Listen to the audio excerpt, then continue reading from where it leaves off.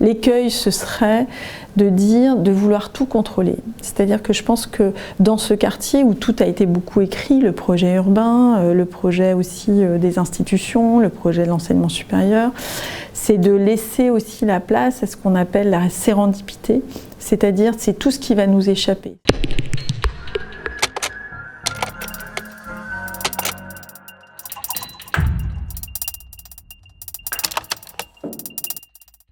Alors je dirais d'abord en préambule dire qu'on est effectivement quand même sur un territoire très riche, sur l'île de Nantes, parce qu'il y a cette concentration d'établissements d'enseignement supérieur. On a les structures effectivement Trampolino, Stéréolux, on a aujourd'hui une antenne du FRAC, donc Front Régional d'Art Contemporain, qui s'est installé sur l'île, le Voyage à Nantes qui investit aussi l'espace public, les œuvres d'art dans l'espace public, c'est quand même aussi une politique culturelle forte de la ville de Nantes. On a une galerie d'art contemporain qui s'est ouverte aussi très près de l'école. Donc je dirais en fait que ces liens avec ce contexte et ces établissements culturels et artistiques s'est fait très rapidement et facilement. Et c'est peut-être à cet endroit-là que ça a été plus rapide. Donc avec Trampolino, on participe au programme Magic Carpet, qui est un programme de résidence à Nantes, mais aussi à l'international, donc en Europe notamment. Les ateliers bonus, qui sont aussi des ateliers d'artistes qui sont implantés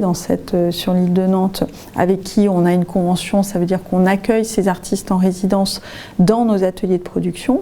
Et puis eux-mêmes aussi nous proposent là des mini-résidences pour nos diplômés, avec le grand T qui actuellement donc est sans lieu et a eu cet événement qu'on a accueilli au mois de février qui s'appelait Être un homme, qui était une manifestation qui a justement réuni les acteurs d'enseignement supérieur mais aussi les structures culturelles. Je dirais que finalement on a de nombreux exemples là de ces collaborations qui créent des ponts avec l'extérieur et puis surtout qui permettent aussi à nos étudiants de connaître et puis d'avoir des opportunités de collaboration avec ces structures. Et ce qu'il faut dire, c'est que l'École des Beaux-Arts, elle a deux missions. La mission d'enseignement supérieur artistique, mais aussi la mission culturelle, c'est-à-dire les pratiques artistiques amateurs. On accueille nous aujourd'hui plus de 600 amateurs à l'école toutes les semaines, de toutes les générations. Donc ça, c'est aussi une mission importante de notre école. Et puis aussi, on a un projet culturel qu'on porte au travers d'une galerie qui accueille des expositions en partenariat, mais qui aussi aide nos étudiants à leur professionnalisation. On a une collection au sein de l'école, une collection d'œuvres qui est l'héritage de l'Artothèque de Nantes, donc avec une diffusion vers les publics, dans les institutions, mais aussi chez les particuliers. On a un atelier aussi qui est dédié à l'éducation artistique et culturelle. Et puis on a le Café Askip, qui est aussi l'endroit public accessible, en tout cas depuis le parvis de l'école. Et puis enfin, on a la dernière pierre à cet édifice de ce qu'on appelle nous l'open school, c'est-à-dire l'espace ouvert de l'école. C'est la bibliothèque de l'école, spécialisée, donc bibliothèque universitaire, mais avec un fonds spécialisé en art, et qui là aussi est ouverte à tous les publics. On s'est rendu compte qu'il manquait dans cette école et aussi dans ce lieu, mais qui était encore en construction. On était finalement dans un chantier. Nous, on était entourés de grues et que ça a été le chantier pendant plusieurs années avant que ce quartier ne soit achevé. Et que finalement, il manquait un lieu de convivialité. Il manquait un lieu où les publics pourraient se croiser, où nos étudiants pourraient prendre un café, croiser d'autres publics, nos enseignants, etc. Et donc, c'est une invitation qui a été lancée par Pierre-Jean Galdin, qui était le directeur qui m'a précédé, à deux jeunes artistes diplômés de l'école qui avaient fait ce projet dans le cadre des lieux inventés. Donc, l'invitation leur a été faite d'investir ce lieu avec ce projet de Café Askip qu'ils ont donc transposé. Et ils ont imaginé cet endroit qui serait à la fois un café, un lieu de sociabilité, une laverie et puis aussi un lieu où ils programmeraient eux-mêmes leurs expositions. On leur a donné carte blanche, ils se sont installés dans cet endroit et finalement ça a pris. Voilà. Ils sont à la fois dans l'école et en dehors de l'école et c'est ça qui est vraiment intéressant et nous on est très, très heureux de cette collaboration. Autour de nous, on a la cantine numérique, on a cette halle qui accueille nombreuses agences, start-up, et comment est-ce que les liens se tissent. Et aujourd'hui, ça se fait par les expositions, c'est-à-dire qu'il y a, que certains viennent visiter nos expositions. Le Café Esquip, je pense vraiment à ce rôle aussi fédérateur. Mais voilà, j'espère en tout cas qu'à l'avenir, on va réussir à travailler davantage ensemble. Et l'année prochaine, on ouvre notre Master Art en alternance. Ça, c'est très nouveau. On est la première école en France à se lancer dans ce dispositif de l'alternance. Et on a déjà des entreprises, des agences qui sont hébergées, Halle 1 et 2 ou dans la halle de la cantine, qui sont intéressées pour accueillir des étudiants en art en alternance.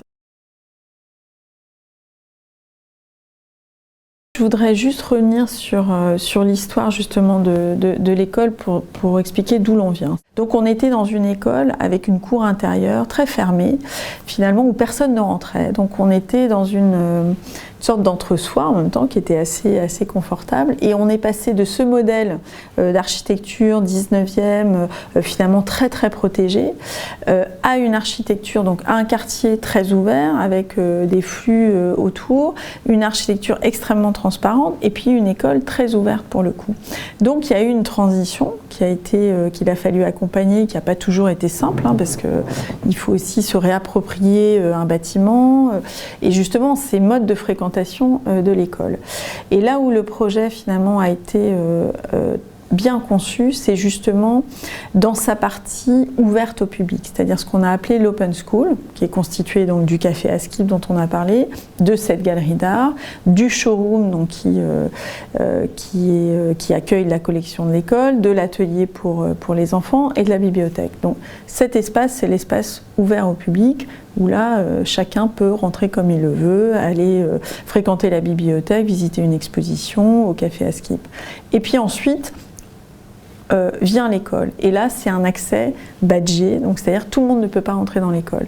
C'est-à-dire que le projet d'enseignement a été préservé d'une certaine manière, c'est-à-dire c'est pas une rue où on peut aller venir comme à l'extérieur de l'école. Il y a quand même ces deux polarités, la zone publique et puis la zone dédiée à l'enseignement, et je pense que finalement cette architecture répond bien à ce dialogue avec le quartier. Dans ce site des Halles qui est enfin achevé, il y a ce parvis.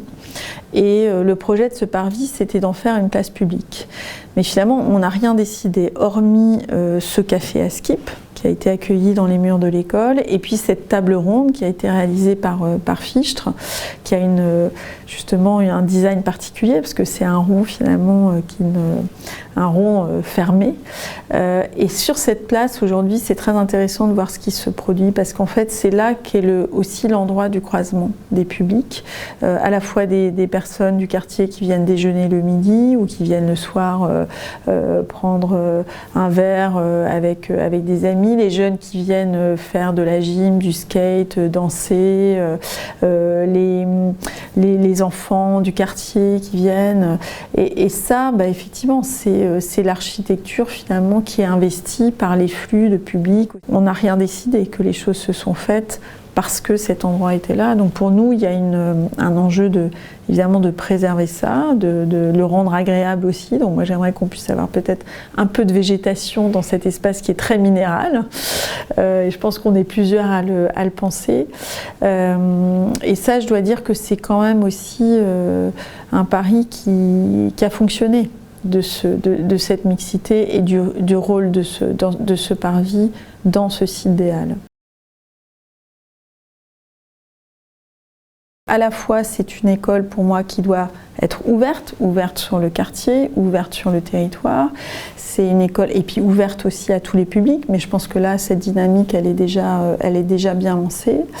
C'est une école qui doit être celle aussi de la diversité, et pour nous, on a vraiment un enjeu de démocratiser nos formations, c'est-à-dire que une formation artistique, elle doit aussi pouvoir réunir des étudiants d'horizons très très différents, de cultures différentes, de nationalités différentes.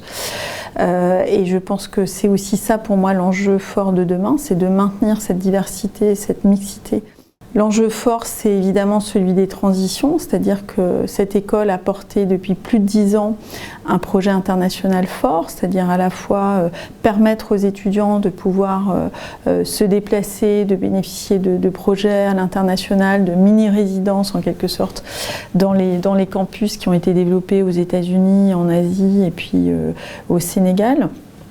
Donc c'est comment est-ce qu'on poursuit ce projet international tout en ayant cette conscience évidemment écologique, et puis c'est évidemment pouvoir porter le développement de ce nouvel établissement ancré à Nantes et à Saint-Nazaire, et comment cet établissement fait une seule école finalement, et tous les ponts qui vont pouvoir exister et les complémentarités aussi entre ces deux sites. L'écueil, ce serait d'une part le repli sur soi, mais je pense qu'on n'est pas dans ce quartier, justement, peut-être que chaque école ne soit pas dans cette dynamique de collaboration, mais je pense que là, on est plutôt tous dans cette dynamique-là. Ce serait le renoncement, ou en tout cas de limiter le projet international, et là je pense que voilà, on n'est pas dans une limitation, mais on est plutôt dans une priorisation sur les mobilités, de pouvoir trouver aussi des alternatives plus locales pour les étudiants qui souhaiteraient ne plus circuler de la même manière. Enfin, ce serait de vouloir tout contrôler. C'est-à-dire que je pense que dans ce quartier où tout a été beaucoup écrit, le projet urbain, le projet aussi des institutions, le projet de l'enseignement supérieur, c'est de laisser aussi la place à ce qu'on appelle la sérendipité, c'est-à-dire c'est tout ce qui va nous échapper.